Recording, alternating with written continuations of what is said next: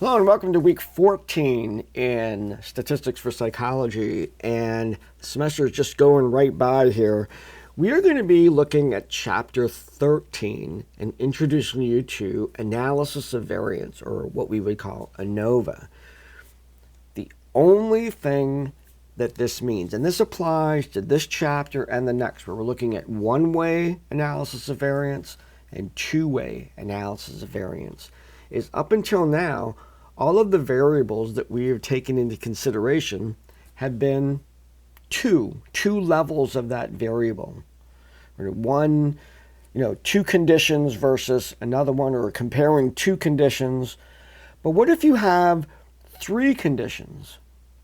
What if I wanted to do a study on the effectiveness of slideshow presentations and lecture versus just reading the chapter? I could have three groups. I could have students take the test after they read the chapter. I could have students take the test after they've just listened to me lecture. And I can have students take the test after they've witnessed me lecture with a slideshow. And you can have three groups. Now, once we go into more than two groups, there's a time-saving tool that we have called the analysis of variance. We use the analysis of variance across multiple groups. Right now, looking at one-way analysis of variance, meaning the independent variable has more than one status. So I have three different groups, one dependent variable, meaning the test that I'm going to measure proficiency on. So that just one of the variables has more than two. We use the ANOVA as a one-shot test to determine, is there anything going on? It doesn't tell us where that thing is, but it tells us, is there significance here? Is there significance differences between these groups? If so, we can determine that with one test, no matter how many groups. I could have 40 groups, but rather than go and look at each one of those interactions, I'd like, okay, wait a minute. Let's just see if there's anything going on at all.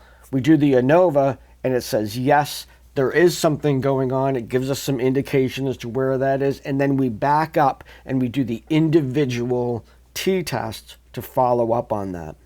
So the ANOVA is simply a time-saving tool to see if there's anything going on in your whole experiment. And then if you find there is something going on, you go through the rigmarole, the time of doing each one of those pairs. Is there a difference between, in my example, I used a different teaching. There's just reading, there's just listening, and then there's listening and looking at my slideshow. Is there a difference between group A and B, A and C, B and C? But before I do those three t-tests, I want to determine if there's anything going on at all. That is the only reason we use ANOVAs. It's just a time-saving tool if we have more than three independent variables.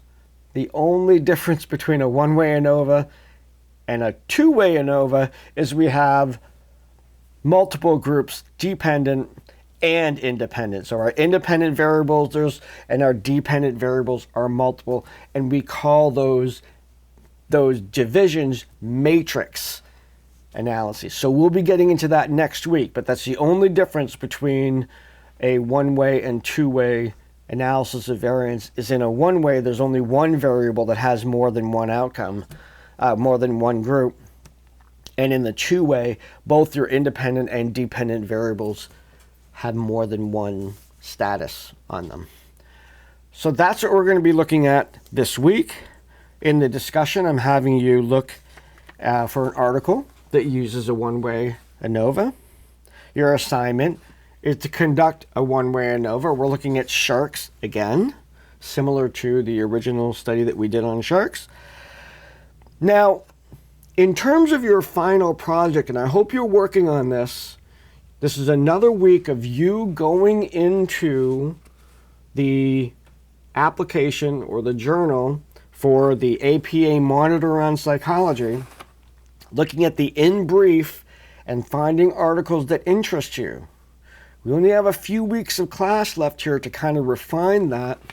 You find an article that interests you, looks like you might be able to pull it off in a semester.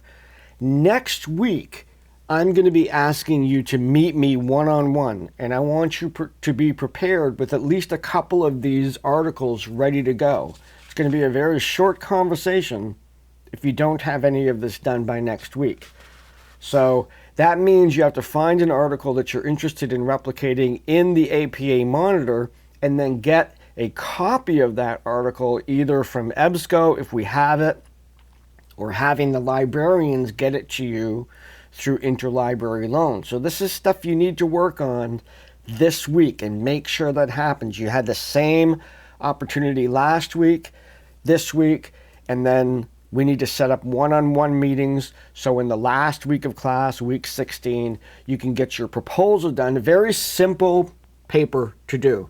It's just putting on paper what you intend on working on and refining next semester when you take research methods. So let's make sure that you get that work done this week, along with one-way analysis of variance. So have a great week, and I will see you in the discussions.